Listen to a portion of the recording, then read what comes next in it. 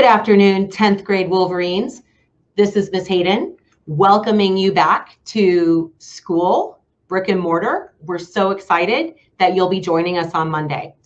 We have a number of new policies and procedures that are in place given the COVID-19 situation. So please stay tuned for Mr. John Rakes, your 10th grade assistant principal, as he goes over everything you need to know to come back to Wellington High. Hello, class of 2023. My name's John Rakes, and I am the 10th grade assistant principal for school year 21. Let's begin. When you return to campus next week on Monday, there are going to be a few things that are a little different, and I'd like to discuss those things before we get started. First, let's take a look at the support staff for Team 10. Like I said, I'm John Rakes, the assistant principal. Your dean this year is Mr. Daniel Steckschulte, and temporarily we have a counselor breakdown as listed here. We have Miss Say and Mr. Farley. You'll remember them from last year. They're temporarily going to be taking on 10th grade caseload as we lost Miss Faircloth up to 11th grade. Miss Roberto from last year, she will still be ours, and serving as BIA, similar to last year, is Mr.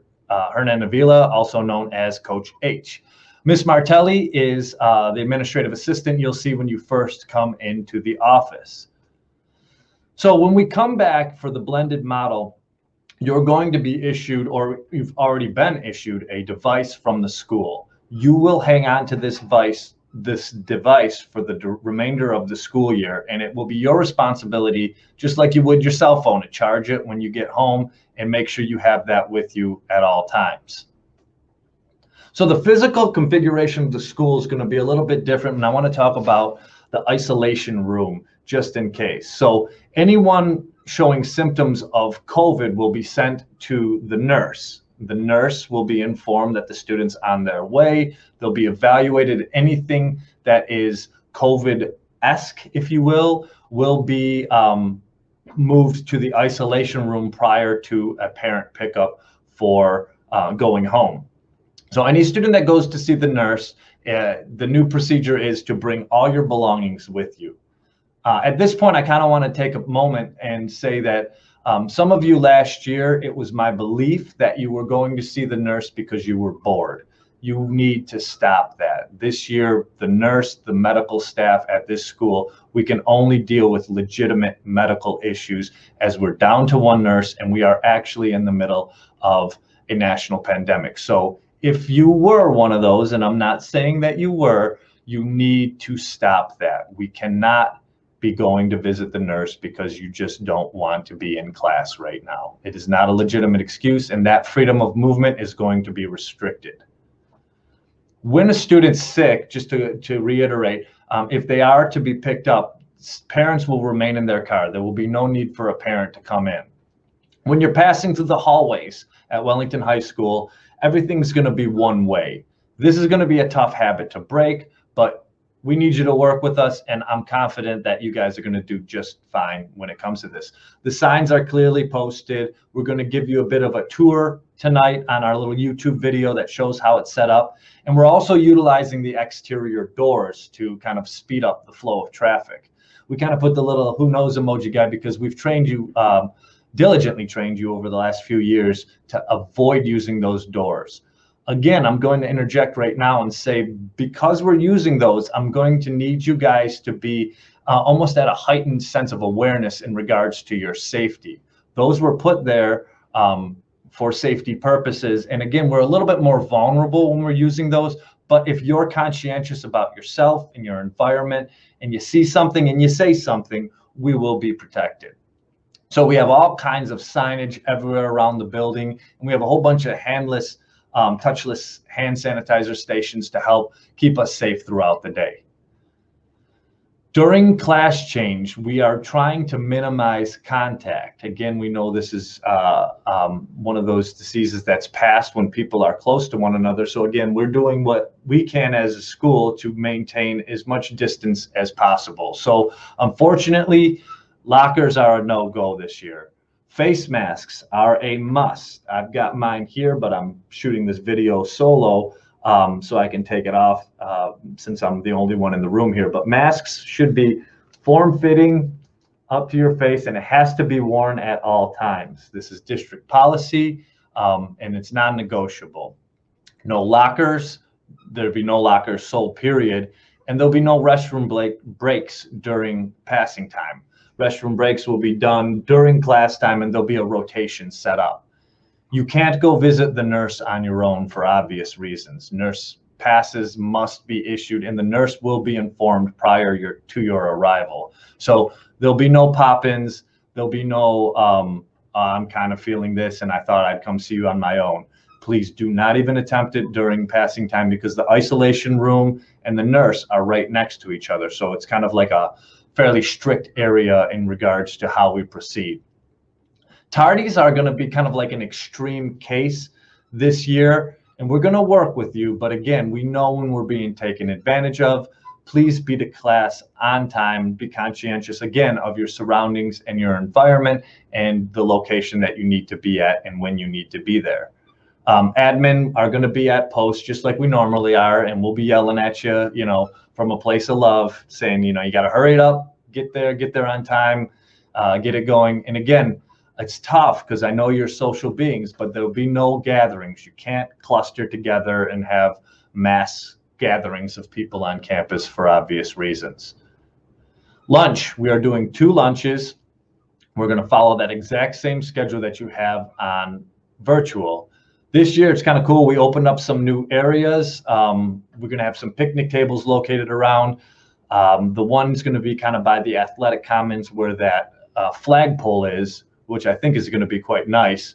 We're kicking off a fundraiser to order umbrellas and additional tables and things of that nature. All food is grab and go this year. There are no hot lunches. They're all cold lunches, and nobody's being charged student-wise for the lunches this year. So to, again, cut down contact with each other and with food service employees, it's a grab and go, and no hot lunches this year.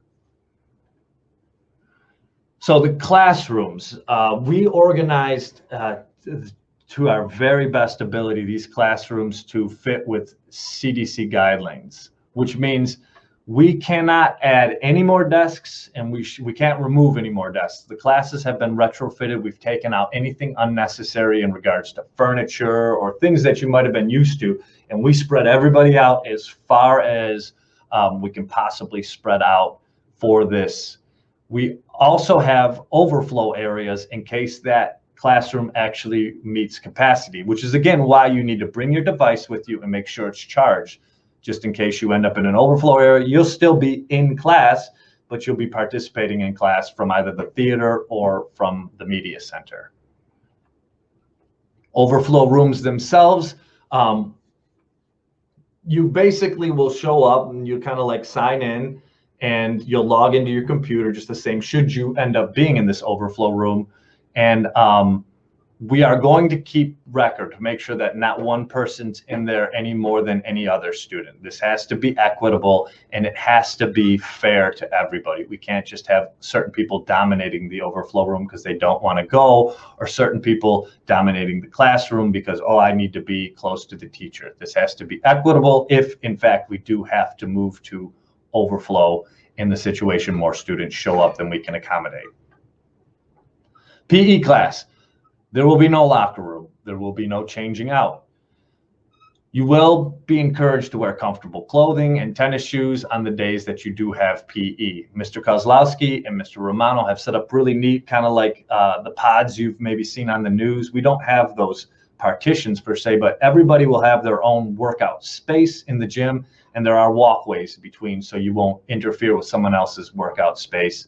And you'll still be able to participate, but again, be conscientious about what you wear and how you show up to school, because we will not be issuing lockers, and we will not be utilizing those locker rooms for changing. Restrooms, there's going to be a rotation for teachers, classes, etc. during class time. Individual passes can and sometimes will be issued, and again, everything will be contactless. We will have a digital pass system established to where you'll be issued a certain amount of time. 6 minutes is the standard to go to the restroom and come back. Administration and people monitoring the halls will be aware of who's out there. You will be able to, you're going to scan your ID at the restrooms for contact tracing. Now that we've mentioned contact tracing, I'm going to mention back to the lunch slide. We're not going to need to go back to the slide, but when you're at lunch, be conscientious of who you're with and who you're around, because that's the one moment during the school day where we can't actually document contact tracing, and we might need to rely on you as the student if in fact we do have some sort of cases happen on campus and we do need to contact trace during that period. So try to stick with your little crew in your same spots if possible, and then make sure that we kind of are conscientious of who we are with, and then remember those things. Student responsibilities and requirements. This is very important. You have to wear your mask at all times. We understand lunch, you're going to have to remove your mask to eat, but this is why we're encouraging people to eat outside. And again, we're spreading everybody out as far as humanly possible. You have to have your ID on at all times. That's no different. We've already printed the IDs. They'll be delivered to your third period class on day one. Freshmen, we have to go through this. Obviously, we know that this is an issue. And you'll be getting your IDs through your English classes. So we request, it's not a requirement. Again, if you have the means and you're set up with this, if you have your own hand sanitizer, wipes, etc., we strongly encourage you to bring that. It's really not a bad idea at all if you have your own little Ziploc bag, wipe down your station before you start after a transition. No sharing school supplies. Teachers, if you're providing supplies, they're going to give you those supplies, and as a student, you should be prepared to keep it. Calculators, we understand that this might be a community effort, but if it is going to be one of those things, it has got to be wiped down between classes. It's a must. Reiterating the PE locker room, you will not be dressing out. You will not have a PE locker room. And again, just to hammer on that point, bring your Chromebook every single day. Make sure it's charged overnight, and then bring your charger with you just in case. Dismissal. We're going to stagger dismissal by a couple of minutes, and we're going to try to minimize hallway traffic and hallway contact, so some folks can get off campus rather quickly before any congregating happens or any clustering happens once we release. Student car drivers will go to the parent pickup lot, and then the bus drivers will make their way over to the bus loop. That process remains the same. There'll be a number on the whiteboard to a corresponding parking spot that will help expedite the loading of the buses. Parent pickup, you are not to pull into the bus loop, and parent pickup has to be by that main entrance of the school, kind of where that overhang is. Parents, if you're listening, please pull all the way up to the end of that 100 building, close to where that theater parking lot is, because the more cars we can get along that line, the more we can accommodate, and the faster we can get you in and out of here. So on here, we have a couple of links to visitation policy and things like that. So long story short, there will be no visitors.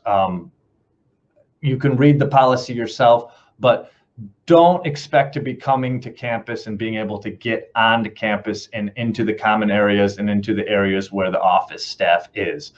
That will be extenuating circumstances only, unique circumstances only, and it'll be done well in advance by appointment. So drop-in visitors will not be happening, and this is per district policy. So attendance and documentation. Student attendance there's two different types. There's a virtual present and then a present, brick and mortar. Teachers are being asked to keep accurate records to see where the students are and whether or not they're there, et cetera, et cetera. Again, for obvious reasons, contact tracing and things of that nature. All the absence codes will also, count just the same: excused absence, unexcused, and things like that. But there are two different types of present. If you're present on the computer, present in in-person brick and mortar. It'll look a little different, but again, it's going to count the same in terms of state record keeping. So the difference between the blended and regular attendance is not something that you really need to worry about. But again, for the sake of this video, I'd like to inform you for, the transparency. So you're expected to be in your class at that scheduled time. As a student, you are to log in on time and make sure that you're there present at the start of that school class, because it's going to be tracked and teachers are responsible for keeping tardies and things of that nature. During class, you're expected to follow the code of conduct. Whether you're virtual or at home, there are certain things that you can and cannot do while at school, and we expect those exact same things out of you at home as we do in person. Dress code, language, all of those things, the obvious ones. Students enrolled in secondary courses must adhere to that attendance policy as stated in 8.01. If you're on an IEP, we have knowledge of all this. And again, we will be in contact with both Ms. Pollard and the teacher, and we'll make sure that we accommodate as needed. So parent guardian responsibilities, if you're keeping your kid home virtually, we really encourage you to kind of make a space, make it like you would have a desk in a classroom, and make it a little bit different than just kind of your bed or your couch or something comfortable. Because in a different setting or in a different kind of platform, if you will, you're going to act a little differently. So we want to take this seriously, because we don't really play games when it comes to safety or academics at Wellington High School. And we expect that to kind of keep happening even at the school when we can't monitor that. We expect and hope that parents can monitor and stay on their students, but we understand with work and we understand with life that a lot of this isn't happening. So I'm kind of talking to you kids right now. Take this seriously. This is school. This counts. All of this is going to add up in the end. So do it like you mean it. If something's occurring that's preventing you from getting into a class, etc., just be open with us. Contact your teachers, contact your administrators. We will work with you. We're quite flexible. So attached to this is a COVID guiding document. This will answer just about all the questions you may have in regards to returning to school, and it should be viewed probably as a family. The COVID policies for families and students, again, we really encourage you to kind of sit down as a group and talk as a family before you arrive. So all expectations are out there, and you kind of know what to expect. So I want to thank you all for your time and efforts on this. And we understand this is a weird time. This may be stressful and scary and all these unknowns, but we got you. We've done everything we possibly can to ensure the safest environment that we can possibly provide for you here. And again, we don't play games with safety or academics. We never have, never will, and nothing's different this year. Stay on your work, log into your classes, work with fidelity, trust your teachers. Everything's going to be just fine. And we're doing everything we possibly can to ensure that this is the best possible situation given the circumstances. Everything that I said is going to be reviewed again in person. We are going to reiterate all of these issues as they arise on campus. But again, I can't wait to see you. And I look forward to kind of a strange year, but again, it's going to be great regardless. I'll see you soon.